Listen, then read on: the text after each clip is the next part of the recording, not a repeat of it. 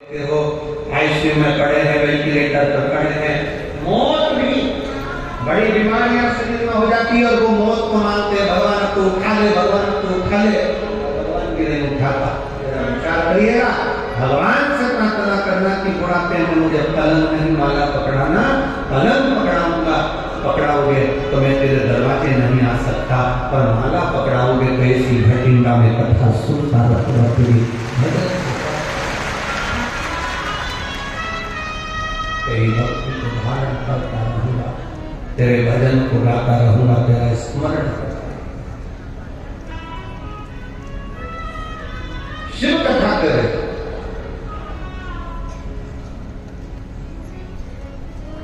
भगवान शंकर का चरित्र करा। देवराज एक्सपायर हुआ, देवराज के प्राण छूटे, उससे पहले देवराज शंकर के मंदिर तक पहुंचा।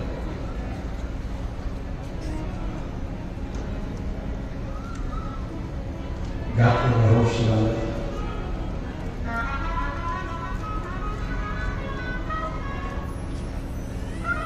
जाते। गुरु नानक देव जी ने एक बात अपनी बड़ी बहुत लग्नता से कही अपने जनमानस को, गुरु नानक देव जी ने। इसके सामने संत नामदेव जी,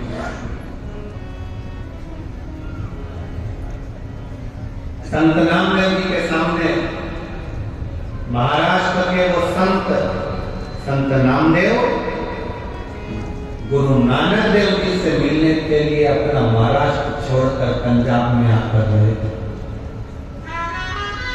आप लोगों को मालूम कि नहीं मालूम, पर यदि आप अध्ययन करेंगे तो उसमें मिलेगा कि महाराष्ट्र के संत नामदेव जी महाराज अपना महाराष्ट्र छोड़कर भगवत भजन करते करते विठ्ठल पांडुरंगा, विठ्ठल पांडुरंगा, विठ्ठल पांडुरंगा करते करते पंजाब। और इस पंजाब की भूमि पर गुरु नानक देव जी की संगत करी।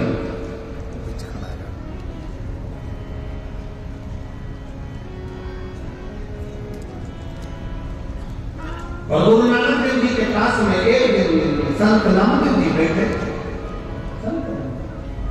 और गुरु नानक देव जी और नामदेव जी दोनों ही सुमिरन करने वाले थे। भगवत नाम जपना, भगवान का भजन करना, स्मरण करना।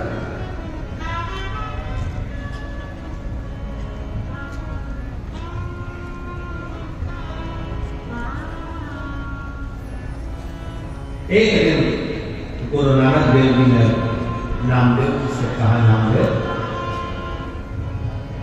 अगर मानव की देह मिली है, गुरु नानक देव जी कहते हैं नामदेव अगर मानव का शरीर मिला है, मनुष्य की देह मिली है, तो संसार में आने के बाद भय भी बहुत होता,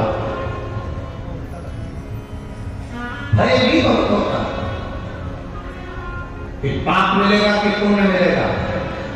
पर गुरु नानक देव जी नामदेव जी से कहते हैं अगर मनुष्य की देह मिलने के बाद आपका सुमिरन, आपका भजन, आपका स्मरण अगर निश्चित है तो फिर पाप का आडंबर नहीं, पुण्य की प्रबलता में मनुष्य आगे बढ़ता चलेगा।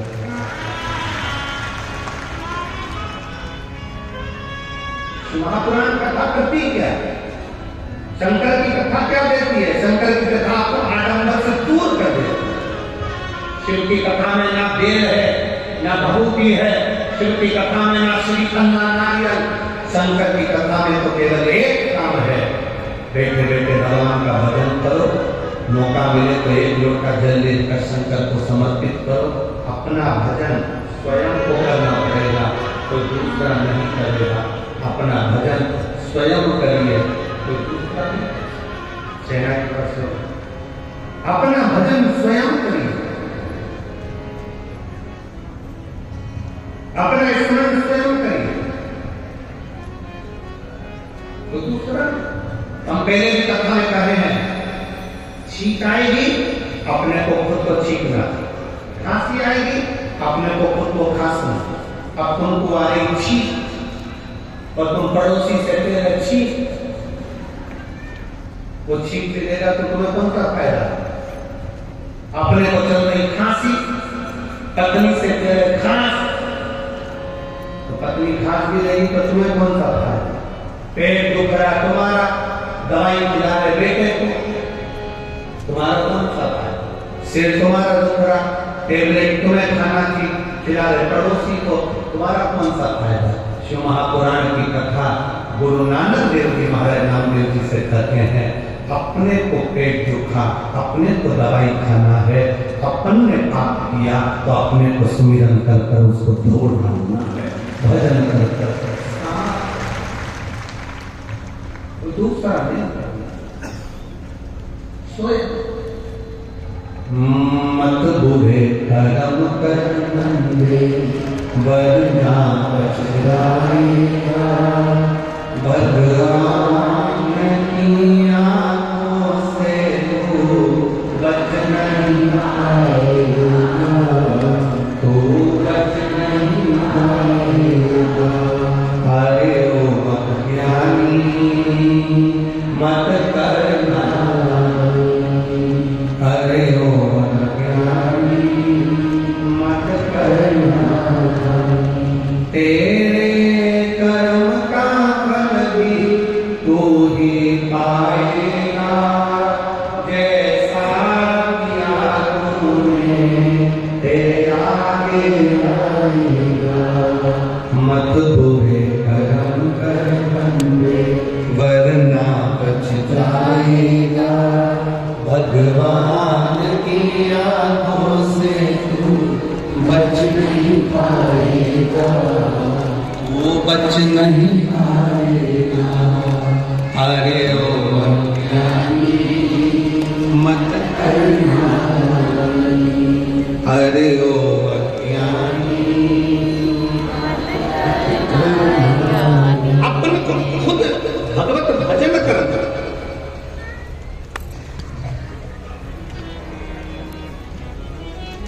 स्वयं को भजन करना। वो कहते हैं ना, जो बोले सो निहाल। अब शब्द पर जाइए, जो बोले सो निहाल। जो जपेगा, जो भजेगा, जो बोले वही निहाल हो जाएगा। जो जपेगा, जो भजेगा, जो स्मरण करेगा, सुमिरन करेगा, भगवत नाम में, भगवान की भक्ति में, प्रभु नाम में, ईश्वर के भजन में जो डूबा है, सत्य में जो डूबा है, फिर उसे आँच नहीं आती, वो निहाल होता चले जाता है, बढ़ता चले बढ़ता।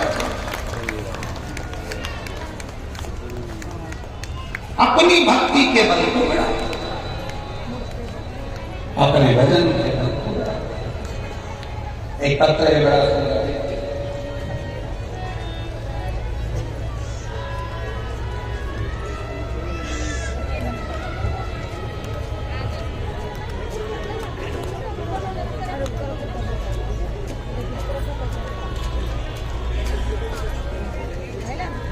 मैं गुरुजी जेतो की निवासी हूँ। बोलो हर हर महादेव। मेरा नाम मेरा पति का नाम गौरी शंकर जी है। कहीं बैठी हो तार दिला सकते हो, आती है एक बार वापिस आती है। मेरा नाम उमा रानी, मेरे पति का नाम गौरी शंकर जी है। मैं जेतो की निवासी हूँ। आ जाइए। मैं क्या वर्णन करूं गुरुदेव एक लोटे जल का। 2022 से आपकी कथा सुन रही हूं और शिवजी पे जल चढ़ा हूं। गुरुदेव, मेरा बेटा डॉक्टर की तैयारी कर रहा है। 4 साल हो गए थे उसको तैयारी करते करते, पर उसको गवर्नमेंट कॉलेज नहीं मिला। आखिरी में उसने मन में सोच लिया कि माँ अब मैं एग्जाम नहीं दूंगा। तब मैंने उससे कहा कि वो सीवर वाला महाराज कथा कहता है और 1 लोटा जल चढ़ाने को कहता है, तू भी जल चढ़ा, अपनी मेहनत को 4 गुना करने का बोलता है। और सीहोर वाला महाराज कहता है कि अपनी पढ़ाई को 4 गुना बढ़ा, मेहनत 4 गुना कर, परिश्रम 4 गुना कर, रात दिन एक कर। तो वो सीहोर वाला महाराज कहता है 1 लोटा जल तेरा बदलेगा, कल जरूर बदलेगा, तू लग पीछे। अब मेरे बेटे ने कहा एक बार और मैं एग्जाम देकर देखता हूँ, सीट की तैयारी करता हूँ। और एनडी के लिए मेरे बेटे ने फिर वापस तैयारी आपके कहने पर करी। और बाबा की ऐसी कृपा, मैं क्या कहूँ गुरुदेव। मेरा बेटा बोला माँ, सीहोर वाला महाराज तो कहता है कि पंडाल में बैठकर जो मांगते हो वो मिलता है, चल अपन चलते हैं। 2024 में मैं श्री अमरजीत जी को धन्यवाद देती हूँ जो उन्होंने हम पंजाब वासियों को ये 2 बार कथा सुनने का लाभ दिया। मैं अमरजीत जी भटिंडा 2024 में 7 दिन की पूरी कथा सुनकर गई और बाबा से प्रार्थना कर गई। आज मेरा बेटा वापिस फिर एग्जाम की तैयारी करते करते आज मेरा बेटा डॉक्टरी के लिए सिलेक्ट हो गया और एमडी की सीट उसको मिल गई है और मेरा बेटा कॉलेज में पढ़ रहा। मैं बाबा को यहाँ धन्यवाद देने के लिए, शिव तत्व किसको कहे। उस माँ ने अपने पत्र में लिखा कि मेरे बेटे ने जब हिम्मत छोड़ दी तब मैंने उससे एक ही बात कहा। वो सीहोर वाला महाराज कहता है कि अपनी पढ़ाई को 4 गुना बढ़ाओ, अपने कर्म को बढ़ाओ, अपनी मेहनत को बढ़ाओ, रात दिन एक कर दो और फिर शिव जी को 1 लोटा जल चढ़ाओ और दिल से बाबा का स्मरण कर कर जाओ तो बाबा सुनता जाओ।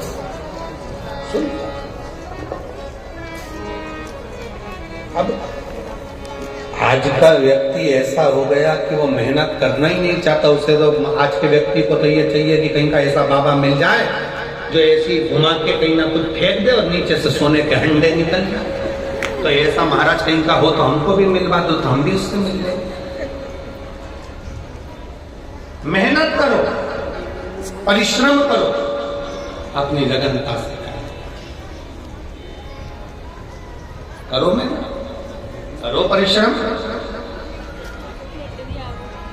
बोल बम का नारा है, भोलेनाथ हमारा है। जम के बोलो जरा, बोल बम का नारा है, सारी समस्या का हल। अब करो इधर भी करना परिश्रम, बिना आडंबर के, बिना दिखावे के।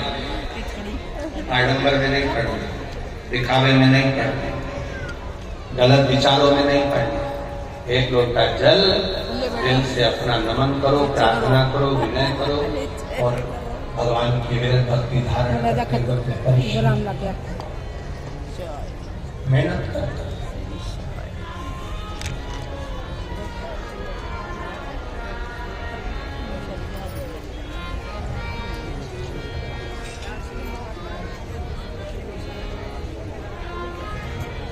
शिव कथा कर, भगवान शंकर का चरित्र कर, श्री महापुराण की कथा वर्णन कर। जब विश्वास जागृत हो तो शिव कैसे एकत्र हो रहे। पंखा भी ले जाओ।